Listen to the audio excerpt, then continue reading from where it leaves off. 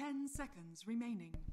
What's up, guys, and welcome to the grand finals. SLI League South American qualifiers, and this is where we're going to have a real winner. DC South America going up against SG Esports. Had a little bit of a break, but that's fine because we're here now for a fresh best of 3 to determine who's actually going to get that qualifying spot. If you just looked at the teams and the lists going into it, well, you may have guessed DC.SA and SG would start to rise towards the top. So I don't think this should come as a surprise to really anyone, but still, we'll see who is going to take the field today. I'm Mike Loris, going to be your caster for this final best of 3 of the South American qualifiers, and DC.SA have been looking damn near unstoppable. They actually have only lost one game in their total run, and that was to Youth Fury, which was interesting since Youth Fury had they had like some solid play and then like some really inconsistent play. So maybe it was just that DC taking themselves a little bit too comfortably perhaps, but everyone else they 2-0'd. So if there is any sort of trend here, then SG are looking at a 0-2 loss. But for sure, SG Esports coming off of a 2-0 win themselves, certainly feeling pretty good going into it. And let's be honest, you should be feeling pretty good going into a game where you're able to pick up Lich. We haven't really seen many teams able to recover after having been liched. It's really, really hard to get over that really low level of experience.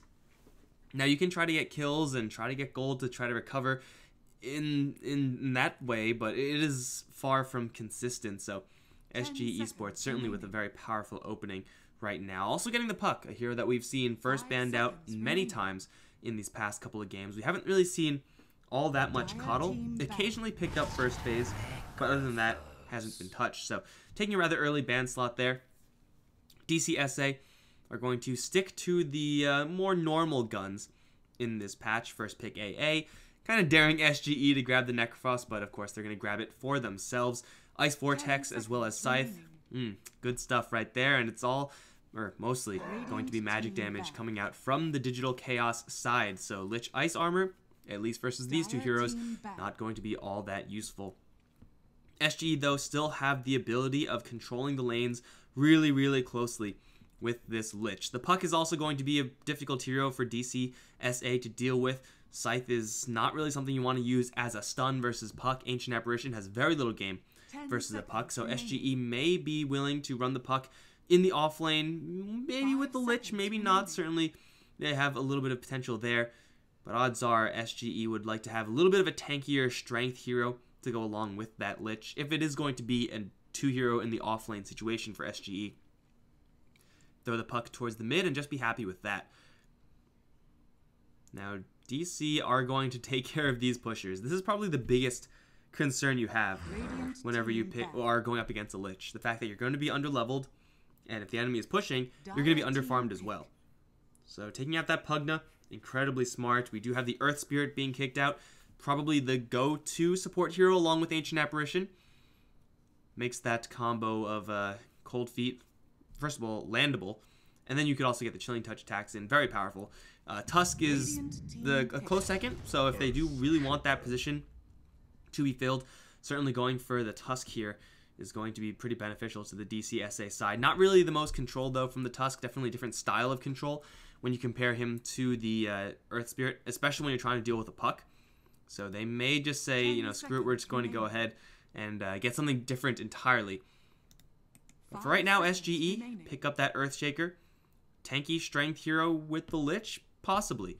But Earthshaker Lich isn't really going to be incredibly aggressive. You do want to, at least in theory, with the Lich 2-hero offlane setup, want to be able to bully the enemy safe lane. Just make sure that you're going to be at least getting their regen out, making them spend gold, making them uncomfortable. And if you can go for a kill, great. If not, not a big deal, because you're going to be winning in the experience department anyway. And because the enemy also can't get the last hit on your range creep since you're denying it, then they're also going to be falling behind, at least slightly, in gold, at least in theory. So SGE may just want to run the Earthshaker as their secondary support, and we've seen a great deal of Earthshaker as a support over Earthshaker as offlane in this qualifier. Certainly both are viable. It will depend on what the safe lane from Digital Chaos is actually going to look like. Now, if they want to turn this Ancient Apparition into a killing hero, we've seen Sven be an absolute all-star along with that Ancient Apparition. CK has been run a couple times with mixed results. We haven't seen a Slardar though. Now DC have, I think it was actually DC ran this exact same opening. I know that there was at least one other team that ran this exact same opening in a previous game, so you know they are really comfortable with that. The roaming power of the Slardar is not to be underestimated. Just getting that Blink Crush versus someone like your Earthshaker and a Lich, that Corrosive Haze actually helps you get through that ice armor. So it may be the two support heroes pulling in slightly different directions, as Matthew, who should be taking the Slardar, is purely in the physical damage and amplification department. Ancient Apparition is purely in the magical department. A little bit awkward, perhaps, but it will still diversify their damage profile. Don't really want to go all in, or else pipes screw you or armor screws you. So yeah, you do have to be a little bit careful there. So they do know that Matthew should be taking that Slardar and should be roaming. We've seen some pretty sick plays from that guy as well. Now DC, they will have that primary initiator in the Slardar, though ideally you would want to have just a little bit more, especially since you're dealing with the puck. They don't really have to deal with a lot of counter push just yet, DC. We're still looking at a hero along the lines of a Bat Rider, perhaps being picked up for them. Just lots of single target focus will make them a little bit team fight light, but SGE already with their first 3 picks are super loaded on team fight and should be, if they can start the fights, winning them pretty handily. Unless, of course, Necrophos busts out the big guns. Starting a fight for SGE isn't that hard. Pretty much, that's a big reason why Puck is banned out so frequently. Shaker as well is very frequently second phase banned, if not first phase picked. So long range disables, long range initiation here for SGE. Just needs some way to actually lay in the damage. Someone to buy a Diffusal Blade, perhaps. They have, you know, so many options from the safe lane as far as that's concerned. Phantom Lancer is, you know, maybe something they want to pick a little bit later. Just going to be that Bloodseeker for right now. Looking to clean up, and Bloodseeker for sure is a hero that you can accelerate out of control with when you do get that experience edge. And look at that, we do have a Bat Rider picked up as well. It's almost like I've seen these teams play before. But the Bloodseeker is definitely that snowball hero along the Lich to really put the screws to the DC.SA side. And his initiation may be pretty powerful on both sides. As long as that initiation doesn't go towards the Bloodseeker, he should be able to clean up. The style of initiation for SG isn't just starting a fight, as someone like a Bat Rider will do. He will start the fight, he'll bring someone into your team, and yeah, then you're usually going to try to burst them down after. When an Earthshaker or Puck initiates, they do a lot of damage. So right off the bat, Bloodseeker will be able to get a lot of their stacks up and move pretty darn quickly. 10 seconds. And of course, when you do jump in, Lich has Chain Frost as well, so that sounds like a lot of fun. Coil and Chain Frost. Remaining. I don't know, if you go like to opposite sides of the coil, I'm actually not sure if that's long enough for a Chain Frost to bounce. I think it's probably far enough, but I'm not actually sure. Either way, DC.SA still looking for their scaling. Weaver going to be kicked out as SGE. They do have some pretty good answers to a Weaver, and we also have that PL being banned out. What do Digital Chaos.SA want out of this game? We've seen Luna run pretty frequently on their side. It is a very squishy hero to have up against SGE, so there is some concern there. But also represents a hero that can recover given a really bad start. 5 seconds remaining. Could be a decent option. They would like to, if they can, get a carry hero who's going to be more than willing to get a BKB. Just to make sure you get around that Bloodseeker silence, that Earthshaker and Puck salvo of spells. Very, very high threat level there. By the way, Venomancer's still in the pool. I don't really think it's going to be great for either side here, actually. Venomancer is actually not that bad for SGE, but I'm not really sure if it's what they really want to be doing. It's a possibility, I suppose. When you're going up against Necrophos, magic damage is going to be pretty powerful. The Bloodseeker is already a Diffusal Blade carrier. We'll see what if SGE get another one. It's unlikely. DC.SA carries Sven. Terrorblade, hello. Terrorblade is pretty similar to that Luna in the fact that he is very, very thin. Earthshaker, Puck, Lich, especially with that Chain Frost, can tear through a Terrorblade like he's nothing. But he is going to make it a little more difficult to go 10 for those kills, seconds remaining. since he is going to have that Sunder just in case. But good luck getting a Sunder off 5 seconds against all these remaining. disables and stuns. BKB on Terrorblade, certainly not a bad item to have for sure. He's also here that will be happy to get a Manta Style, just getting rid of that that Bloodright Silence or the Puck Waning Rift. And of course he's physical damage based at range, which makes Slaughter Initiation all the more powerful. I could see this Terrorblade getting a lot of ground, but the Arc Warden for SGE adds a little bit of curveball. We haven't really seen that many Arc Wardens picked up in this tournament. Now it is very possible that DC get on top of the Arc Warden, initiate on him, and kill him off in a hurry. I mean, they have the Slaughter and the Batrider, as well as the AA as kind of that finishing blow hero. But for right now, the plan on SGE is clear as day. Get a lane lead, because, well, they have Arc Warden, who usually does just fine in lane. They have a Puck, a lane powerhouse. They have the Lich, obviously. He's going to be the most important hero at getting that lead. And then just slowly start to shrink the map. If you are going to get farm as DC, it's going to be with illusions from the Terrorblade, or pretty much not at all, or else you will be initiated upon and you'll be very quickly dealt with. That's the plan for SGE. If they get ahead, it's going to be really, really hard for DC.SA to get back into the game because they just won't have much map to work with. So the game might be really difficult for DC.SA if their lanes get out of control.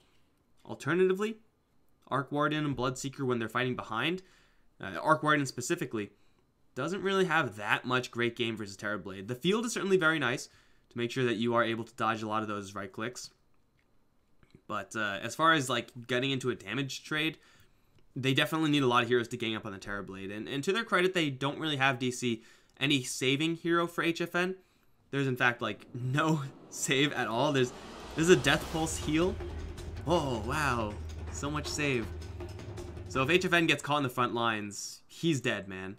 He is super dead. It is going to be up to this Batrider almost exclusively to start fights. Otherwise, the game can go really sour for DC.SA really quickly. So we'll see. King Tekka has been playing an absolutely terrifying Batrider. Someone told me what was this one? It was El Vato Loco.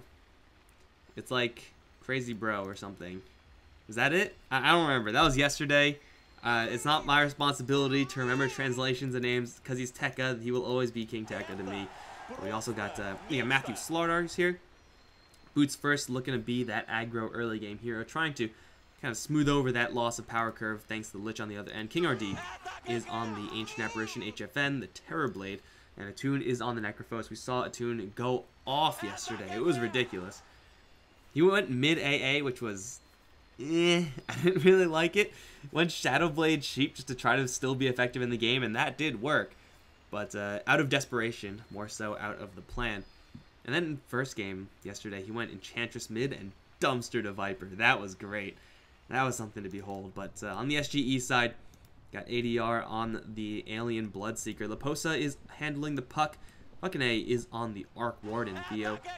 Earthshaker is definitely a different hero from what we've seen from him in the past couple of games. Of course, I believe that he has a great shaker, but for the most part, he's been running a lot more, run at you type support heroes.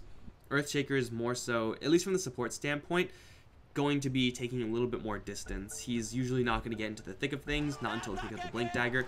And then we got Bardino playing that Lich. I'm absolutely sure that Theo is going to be capable at this hero. I mean, it's not really that hard.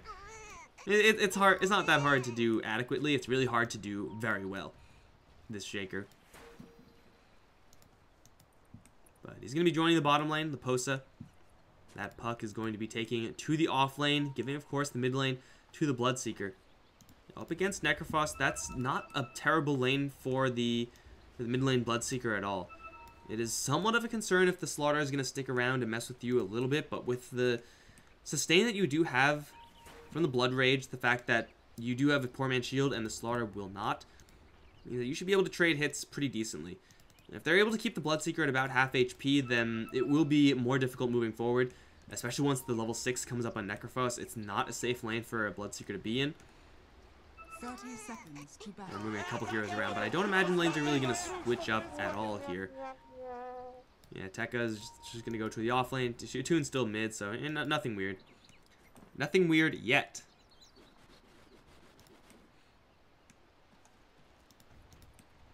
With this bottom lane, this puck looks rather untouchable. We've seen occasionally these AA lanes deal with the puck, but with the Terrorblade, as much damage as TB does, plus Chilling Touch, it's still not really enough to confidently kill off a puck. Once puck gets level 2, level 3, as long as he doesn't waste his orb or anything like that, he shouldn't be dying here. Now, there is a chance that Matthew wraps around, lands a crush, and with the additional stun, you may be able to get that kill, but every single time that happens, I'd imagine Shaker is going to be there for a Fissure save to bail him out as well. So, first of all, we're going to see this Slaughter and see what he can do in the early stages versus ADR. Again, Poor Man's Shield going to be quite the advantage here for the Bloodseeker in this matchup. Tune. God. Last game we had, like, no pauses. And I do like games with no pauses. I'm a big fan of that. Looks like this game is going to be slightly different. We got Shaker coming in as well. Has one Fissure left. Did, of course, block the bottom lane for Liposa. And Matthew stuns up the Bloodseeker. Still gets that deny on a range creep. Yeah, the Necrophos, the style that Necrophos uses to win lanes is a really grindy, slow style. Like, he's going to be doing more damage to you over time, and he's going to be getting more regeneration than you. That's normally the case. Unless he's up against Bloodseeker, in which case, I don't think he's going to get more regeneration than the Bloodseeker. He can try. Burst damage from the Death Pulse, not really going to be relevant versus that Bloodseeker for a very long time in this game. It's really not until it gets to level 4 it becomes, like, at all a useful tool at killing off ADR. And even then, it's a Bloodseeker. Like, he's usually going to be tanky enough to shrug that off. It's doing a decent job at making sure that he's limited in the amount of CS he can get, but it's impossible to actually cut him off completely with this setup. Towards top lane now, Tekka is going up against an interesting lane for sure. Arc Warden is a difficult hero to deal with because of this reason. Batrider is very frequently going to be off on his own. So these Wraiths are going to be very, very annoying. Oh, Matthew's going in, man. This guy can't be stopped. He's an angry fish, and looks like Surf will beat Turf right now. But yeah, the Spark Wraith's definitely going to make things interesting for Tekka. The fact that he's getting less experience is going to be kind of smoothed over by the fact that he can, first of all, in some situations, straight up kill these heroes if they're not careful with their Napalm stacks. So another Frost Blast is coming in. Bloodseeker, it's a lot of thirst from this, and you do have to watch out there from Ratun. He does have the Stick, but unfortunately Stick is not that great versus Bloodseeker. I mean, he's going to be casting some spells here and there. Theo is going to be fine. He's going to be casting that Blood Rage from time to time, but Ghost Shroud keeps you safe versus the Bloodseeker right clicks, and you can see, definitely does need to be kept safe because this Batrider is feeding Bloodseeker a lot. In fact, he's just going to go in. He's just going to get first blood. ADR is going to chop down to Toon. And tower shots will not... Yeah, I think that's going to kill him. No, he's got Fairy Fire. He's fine. And with 3 seconds left until the Necrophos respawns, that's 1, 2, 3 free CS. Back up to half HP. He should be A-okay. You get nothing. That's what the Batrider has got to concern himself with. I mean, you can yell at your mid lane for dying all you want, but at the end of the day, it is that Batrider's kind of super aggressive style that got the mid lane killed. You're not gonna play like that as the Batrider. That's the only way you actually find success in this lane, is by trying to get a cheesy kill on one of these heroes. But gotta make sure you limit your health losses because of that Bloodseeker on the other end. Like, ADR is a serious threat, just getting a straight solo kill up against this Necrophos. And now you can see the CS starting to turn in a big way. Not even the skulls from the Death Pulse fast enough to get the CS easily versus ADR. Yeah, the animation of Necrophos is actually pretty bad. It's really slow. Base damage wise, he's doing okay, but it's not anything to write home about. Terrorblade, at least in the bottom lane, is having a pretty free time, but Liposa as well, because of the lack of kill power on this bottom lane, is feeling very comfortable to do pretty much whatever he feels like doing. Killing off the enemy creep wave in the middle of the jungle, no big deal. He's level 4, and he's going to grab the bounty rune. This is looking pretty bad for DC already. But again, this is what you kind of expect from this type of draft. I mean, you pick up a Lich, so as SGE, you already expect to be at an early game lead. Oh man, Toon didn't even get that one with the pulse. He's just getting nailed to the ground by this, and oh my god, they kill King RD. The post has got a haste rune, and that's going to kill out the AA. Apologies for missing that one, guys. Maybe looking for a play on ADR here. Scythe, not even close. So many denies from ADR. Now he has power treads. Yeah, this is really bad. Attune is going to move in. He does have Matthew here. Cold feet with the stun from the Slardar. The wall is going to go up. They do freeze the Bloodseeker, but Matthew taking tower shots will go down. SGE off of a 3-0 lead. ADR is absolutely stacked right now. They try to make that really desperate play. It's not going to work out. In fact, it's going to feed Bloodseeker even more. And now look at that. He's level 6. Immediately, he's going to bleed out the Necrophos. He does have Ghost Shroud, which is going to waste a little bit of time, but Rupture lasts about forever. And even with the creeps attacking him, he'll just right-click in, kill off Attune, and no one's going to be able to help him here. Although up towards top lane, they are making aggressive play. 6 stacks of Napalm. My god, that's a lot of damage onto this Arc Warden. We'll get the kill, but at the cost of Matthew. It's definitely worth it for DC, but it's not free. And at this point, they really just need free kills. Game is hard. Game is very hard for the DC.SA side. This early game deficit up against this Lich hasn't even come into play yet. Like, the lanes that SGE are winning are not the Lich lanes. I mean, they're doing well in the Lich lanes, don't get me wrong. Despite that death, they're still pretty comfortable. But they're winning in the lanes that aren't even being affected by Lich, not even a little bit. Like, Lich hasn't sacrificed a single creep here, I don't think. ADR is looking like he may just single-handedly carry this game for SGE, as we have seen him do in the past. Although for right now, Earthshaker, Fissure onto 2 is good. He's gonna get frozen in place. Right clicks, they'll need a lot. They have another Crush that should get the kill. And okay, the Crush will not get the kill, but dead anyway. Doesn't matter, got killed.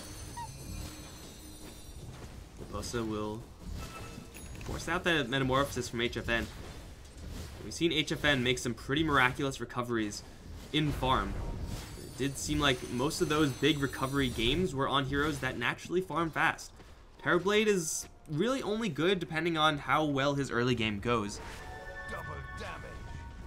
Like, if he's able to get a fast power treads into Dragonlance, he'll run the game. Take down all the towers, and he's pretty unstoppable. Compare him to like a Luna or an Anti-Mage who we've seen HFN play, there really is no comparison. They will go and kill off the post one more time, but there's a Fissure to cancel his TP, and that'll kill off the Batrider up on top. DC.SA, they're already starting to lose control of this map. Attune is nowhere near the amount of farm he would really like right now, though he does have the Scythe.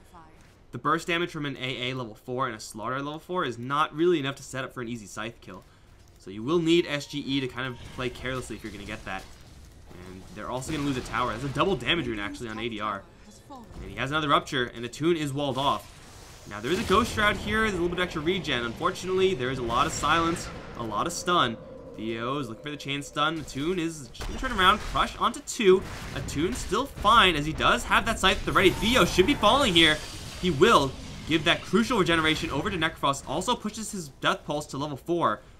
And I think, I'm not actually sure if you level up Death Pulse while you're getting regen, if it makes the regen more effective. I don't know if like if you kill a hero with level 3 Death Pulse, do you get level 3 regen, or do you get 10 stacks of regen? And it's such a narrow thing, it doesn't really matter at the end of the day, but they turn things around in a huge way over towards the mid lane, and that's just what Necrophos does, right? He may be behind as a personal hero, or even as a team, but as long as you have that Scythe and as long as you have adequate setup, the comeback is always possible. It's not exactly going to be a comfort zone here for the Necrophos, but beggars can't be choosers. The Bloodseeker, fortunately for him, did survive. Is going to get his ass whooped by some Ancient Prowlers, though, and oh, King Tekka, my apologies, dies solo to this Arc Warden on top. In the meantime, they're also set up for King RD. I totally meant to watch that one, guys. T-Tors, indeed. Coils up, and more and more heroes starting to fall. Tekka, what's your level looking like? He's level 6, 1,000 gold towards his Blink Dagger. That's actually respectable considering the lane he's up against. That's pretty darn good. I mean, it's not great, but it is going to give them, again, another one of these tools that DC need to get back out of this hole. The problem, though, is that SG are having a pretty good time of their own. The Arc Warden hasn't really kicked into full Arc Warden gear. Doesn't have his Hand of Midas just yet. having gone for the full Aquila build-up. Fakine is a little bit slow getting out of the farm gate, but he will accelerate into that Midas Travels Maelstrom type build, I would imagine. And then the map is gonna really shrink. A Bloodseeker as well, taking a beat to go for a really fat item in that Radiance.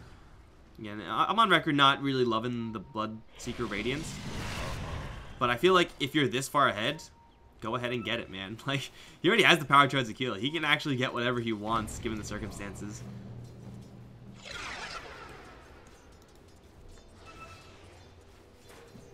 I don't really think that DC can do anything to stop this Radiance build-up. In fact, they're going to be aggroed one more time. Lich Smoke is going to blow onto Matthew, who does see it.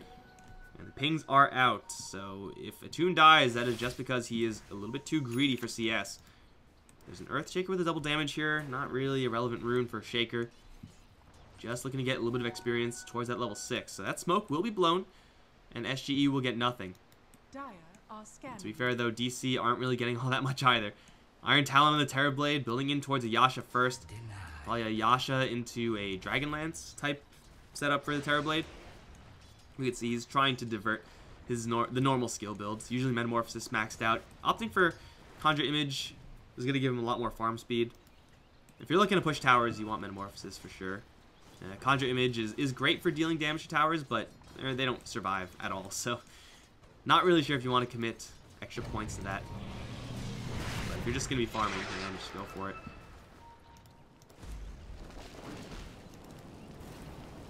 Tekka does have that lasso. Just trying to scrape together enough gold for a blink.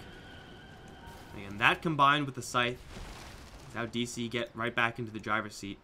And SGE are actually outside of that smoke attempt on the bottom lane. Not really doing all that much. I mean, top lane, yeah, they're getting a little bit of farm here and there on the puck. Blink Dagger Gold from Leposa going to be quickly incoming. But this is quite a bit of downtime for DC where they may still be falling behind slowly but surely on the Lich account. They're getting some nice survivability items up. They're going to maybe lose Attune again, though. Does Ghost Shroud that will amplify the silence. Chain Frost is coming in with the Echo Slam. Scythe goes not out. He's going to hold it. Now on to the Earthshaker. That is going to get him those stacks of regen. Another Death Pulse here, and ADR has got to book it. Ordino as well can't really do too much to help out here. Attune, though, is running the wrong direction to get out of that silent circle. He will dodge it. This Hood, will it hold? Not up against the Bloodseeker with that many Thirst stacks. He will go down. And King RD as well. Ooh, I thought there was going to maybe be a jaunt forward from the puck, but Matthew was there to cover. So smart move from the puck, but ADR actually going to make the long loop around. Surprise, King RD. You're not out of the woods just yet. Is he going to die to the woods? No, that circle was just in range. Now the crush comes in from Matthew. There is a very pissed off Terrorblade here, and ADR has lost all his stacks. He's going to try to cut through and then TP out. Fissure, damage. Oh, they don't have enough. Oh, he survived. Sad trombone, but for DC, not for Theo. HFN tries to get involved, and oh man, he's going for a full farming build in that Mask of Madness. This guy just wants to recover. They do take down this Necrophos. We can see how effective that Hood was. Really, really powerful up against that Chain Frost. Up against the Bloodright, Shaker as well. That Echo Slam didn't really do a lot versus Attune. Of course, he did get the Scythe kill, giving him a lot of regen. But unfortunately, Hood does not give you any armor. And you do need that armor to deal with the Bloodseeker, who is going to clean house 400 for ADR. And now staring down the barrel of that Sacred Relic. Should have that one without too much of an issue. Blink Dagger on the Bat Rider is still being farmed for, is going to have it. Got a little bit of chunk of gold, and there you go. We got the Blink Dagger. Let's see if they make anything happen with that. But for right now, Wall is up onto Matthew. Spark rates go up with the Flux. There's actually nothing here to cancel the Flux, and he'll just die. Slowly but surely. Kill him? Got him, yeah. Blink Dagger Gold. ADR's arrival in this bottom lane. The fact that Arc Warden has that clone up, Tempest Double, and the Ring of Aquila turned on. This tower should be falling, and that should push him towards that relic. I don't think there's any way for DC to defend it. There is maybe a way for them to trade for it, but this is going to be a level 2 ice armor on the tower. HFN, Mask of Madness. It's really, really risky, this game. But I'll tell you what, no matter what, Mask of Madness is good at killing off towers. Although, backup is right around the corner here for SG. They will jump in, find the puck. Lasso is available, but silence for so long. Tekka is just going to die to the rupture. The tower will also survive as ADR is moving really quick here. Has the relic as well, though he cannot catch up to a tune. Is going to not hit with that Wraith. Unfortunately goes the wrong direction towards the creep, so they lose Tekka. He does not use the lasso, but it is shown off that he does have that blink dagger, so still for SGE, they're going to be really happy with that. Relic is one thing, Radiance is quite another. Lefosa blinks in. Shows off his own blink for a second time, I'd imagine. You can see Attune doesn't really care. Hood is going to hold strong for him, and they are going to find the Arc Warden. Only a handful of heroes here, however. He does have a TP. He does have the Wraiths. 2 of them, in fact. He does have backup coming in force. And, oh, Tekka overcommitted. Echo Slam to the face. And fucking A will live. Attune also gets caught. ADR still with 1,000,000 damage thanks to that double damage rune. Will easily get a second. One shot. No. Yeah, there it is. Triple kill for ADR. Blood Rage keeps him very healthy. That's his Radiance flying out to him right now. And SGE are taking this game by storm. This is, again, exactly what you get from a Lich lineup. You get this inherent advantage. You get the ability to snowball super hard early on. And even outside that Lich, that's what you get when ADR has a lane where he's not properly challenged. Nice. Just off the mark on the Shaker. I'm not sure if that would have been a kill anyway. Would have been close with level 3 Cold Feet. So for DC, they have to find some way of turtling up and trying to balance things out in the late game. We have seen a common trend where Bloodseekers typically get far ahead in the early game, or get a good start in the early game, and then end up failing to actually end the game. Like, they just end up farming, but not quite fast enough, and they just get picked off way too often. It has been an issue in the past. So it is up to SGE to keep on pushing the issue. The Travels and this Maelstrom build on the Arc Warden will be very easy for them to maintain map control. Ooh, Attune, he just canceled his smoke on a Prowler. These goddamn Prowlers, the worst thing in this game. They really just want this tower. And they might not even get it, because there is a Blink Coil here. Attune does have the barrier, but the Terrorblade, for as much damage as he does, can't really sit there confidently in a fight. Really just wants to avoid confrontation as much as possible. Kill off towers, kill off one random hero who's off by themselves, kill off creeps.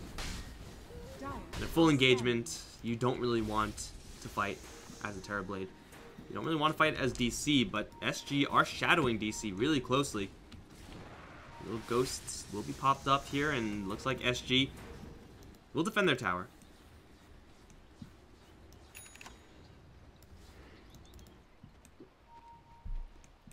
King RD net worth is looking pretty sad. 660 gold, 17 minutes in. Yep. And there's no way for him to get more gold unless they start winning some fights. Or at least getting some pickoffs. SG, though, pretty careful to keep within reach of one another. Posa, like, kind of flirting with it, but barely. I mean, he's a puck with level 3 phase shift. No super easy way to punish that. So SGE, they have the Radiance and the Bloodseeker. Lincoln Sphere being built on him as well. Fantastic item up against the Bat Rider and Necrophos draft. Block a Corrosive Haze, it's not too bad either. Block a level 3 Cold Feet, maybe do better, but there's not many trash spells that DC have to throw into that Lincoln's. Once he has that, he can feel pretty comfortable to do whatever he wants. And HFN, still pretty competitive in farm, but it is really the rest of the DC allies, aside from HFN, where the problem lies. Like, yeah, Terrorblade can be stacked to all hell, but he can't kill everyone by himself. He needs that backup. He needs the survivability on the Necrophos. He needs the Bat Rider to be able to make clean initiations. And so far, there's been, like, 2 lassos. And I don't think either of them were actually kill lassos, so it's a little bit underwhelming so far for the Bat. Again, you have to keep in mind that he was up against a Lich Arc Warden lane, not fun. But this is what I want to see from DC. You can afford to farm HFN. For sure, that's what you're going to do. You're not going to all-in 5-man all the time. But you got to make sure that you use these Blink Daggers You have a scythe, you have to use it. You have a blink now on the Slaughter and on the bat, you gotta use them.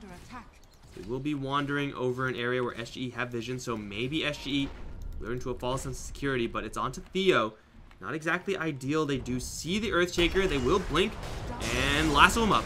He's just short of his blink dagger.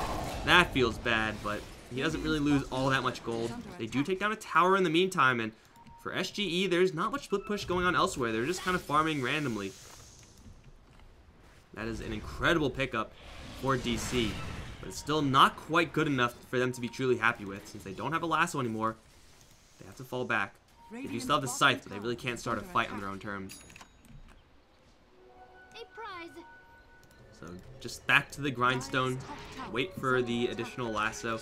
They will see the fact that Shaker does not have a blink dagger when he dies, but they got to assume by this stage he's getting very close, and in fact he is very close. Radiant's bottom tower is under attack. It's going to be a game where I also want to see, I also kind of want to see SGE make some aggressive plays as well. I mean, they have the Arc Warden, which is usually going to be that super late game luxury, that inevitability, since dealing with an Arc Warden is always so difficult. But he's going to be skyrocketing in farm since he has now the Maelstrom and the Midas, and level 2 in his Tempest Double as well. So he's going to be filthy rich, fucking A. Like, that's not a question. So they can't afford to just sit back and play the long grindy game. But again, you have Blink Dagger on Puck. You now have a Blink Dagger on Shaker. It's time to show it off. Let's see what it can do. Right now, though, tower in the bottom lane will be fortified as the clone. Is the clone actually just going to take it by itself? Yeah, it's even going to get the last hit just by auto-attacking. That is called skill. Whoa, that's a Blightstone on Lich. I like it. I don't think anyone else is going to be getting a Blightstone ever, which helps you push towers a little bit faster. And Roche as well, I guess. Toon is going to present himself. There's a Blink Echo, but there is no Creep Wave, so Blink Echo is not going to do much. Pings are out from Teal, signifying, hey, maybe we're being spotted here. This Creep Wave, though, may end up killing a Toon. He does have the barrier. Theo, Fissure is there, so now they know exactly what's going on. Jump in from everyone. The Ice Blast is going to come in, but a Toon already is close to dead. Not dead yet, just, though, he's going to take out eventually the fucking end. Now HFN's going to drive in the middle of the fight. So far, 1 for 1. King Tekka already used that lasso, but there's no real follow-up to that. This clone is going to be going in. Okay, he's dying. And that was perhaps not the ideal initiation there for SG. They do show off that Echo Slam Blink Dagger on the Earthshaker. But only on that Necrophos, the rest of the DC heroes pretty well spaced out. And it's still going to be perfectly fine for them. Like, they trade a Shaker for a Necrophos, but it did seem like they were looking for a little bit more than that. Still, they're going to back off. Still happy with their spoils, I'm sure. His lasso was used there. The Scythe, not really a chance to use it onto anyone.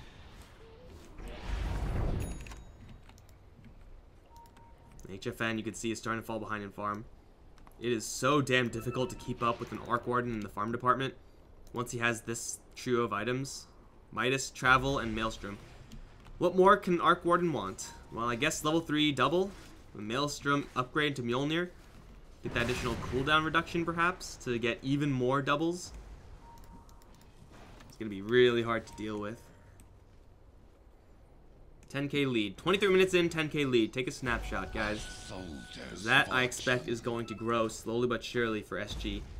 Unless DC are able to use a lasso and scythe, a slaughter to get some kills, rest assured, this game is going to prompt a Lich ban. I feel like it's weird whenever a team doesn't ban Lich. Like, every single time a team doesn't ban Lich, they just get Liched out. I mean, this isn't like a pure Lich game because, again, this mid lane is just so great for the Bloodseeker, but come on, guys. You gotta ban out the Lich. You have to do it. Fucking A now showing off that shiny new item. Hammer of Thor. Rupture goes off. The HFN immediately. TP is there, but a fissure to cancel. Jump in from Matthew, gonna stall up the Shaker, but still Rupture lasts about forever. HFN can't even get the Sunder off. Ice Blast comes in, does nothing, so it's a pick off super freely on that Terrorblade. And now for SG, they should be looking for Roche. Yeah, they will. Fucking A has a double damage rune. Seems fair.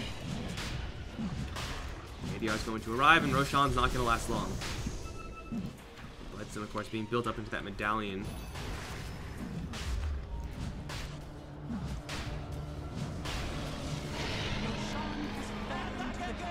That's a double life.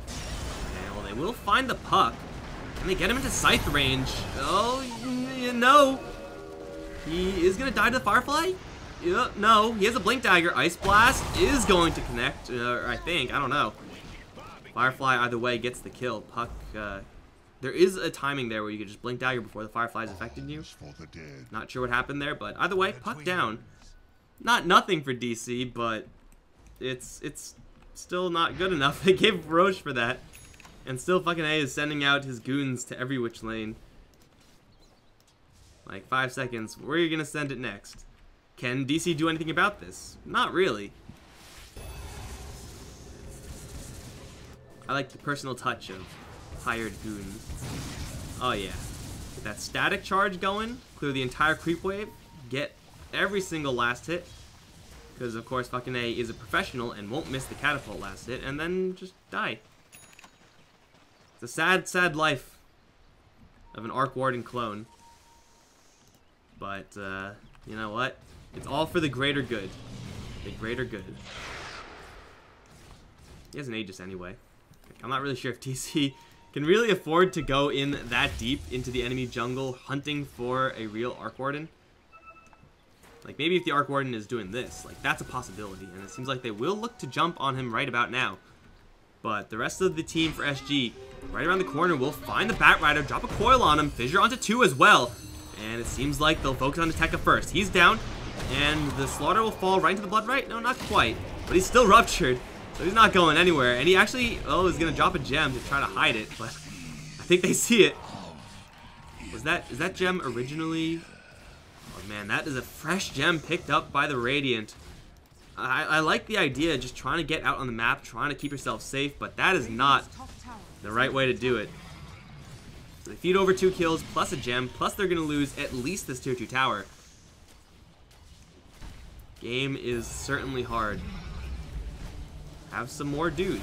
You going to teleport this one out? No, he's going to send it down the lane. Double Force Staff? Sure, why not? Let's see how much damage it can do. I mean, you're not going to spend any spells to kill it, or like no real spells. Almost got him, just timed out. Fucking A. Not even with that Dragonlance component just yet. Still feeling comfortable enough to go into these fights with the real guy. Matthew's going to jump in. Ice Blast is coming in as well, but that's only going to connect onto 1, and the hero does connect onto. Can very easily heal that back. Tower will be slowly but surely chipped down. Fucking A is going to claim it. And now there are no more outer towers for DC. Now they are stuck in their base. Now their high ground defense is pretty darn good with the Bat Rider. But SG Esports can just take this opportunity to lock down the map, keep SGE in this line, and push on actually all lanes. Bloodseeker can push in a lane pretty consistently. Throw Leposa plus Shaker or Lich or something like that on another lane. Put Arc Warden on one lane, put his Tempest doubles on another lane. And that's already 4 lanes that they can push, and there's not even 4 lanes in the game, so there you go. They have so many options. Not to mention the fact that the enemies DC are working blind since they so generously donated a gem, and King Tekka is going to get Yuled out of that TP. The Arc Warden's going to arrive, and look at that damage. Not even like the most spectacular amounts of damage from this Arc Warden, but it's still more than enough. What are you supposed to do about this, DC? Scythe? Cross your fingers and hope that Bloodseeker takes a nuke to the face and is scytheable? I know that's not a verb necessarily, but hell, I'm going to use it as a verb. Nice blast coming in, but Echo Slam though! Lands onto a full creep wave, including HFN. Sunder is going to come out, but they've already taken down 2. Chainfrost still bouncing! It's going to destroy their health pools, which means the ADR can clean house here. King RD, as well as HFN down, and that's just going to be GG. They don't even get the puck for the road. SG Esports, they don't beat DC, they slaughter them. Bloodseeker, we have not really seen him get to that point in the game where he is that monstrous. usually is going to be challenged a little bit more, but DC just don't have quite enough. And the quote-unquote favorites, quote-unquote clear favorites, are going to be down one game in this best of 3 as SG Esports, high off of their win up against Lucchini, are looking to push themselves forward just a little bit further. Only one game is all that matters. And we'll see if DC can bring themselves back because, again, they are the favorites. So you expect this game to go the distance. I hope it goes the distance. I hope the games are close. I hope the games are good. But for right now, I hope the next game has few pauses because that's what I like. Guys, I'm Mike Loris. It's been a pleasure casting this game for you guys. Don't go anywhere. I'll be right back in just a little bit. I just realized I accidentally turned up my mic a little bit. Hopefully it wasn't too loud. I'll see you guys in a little bit.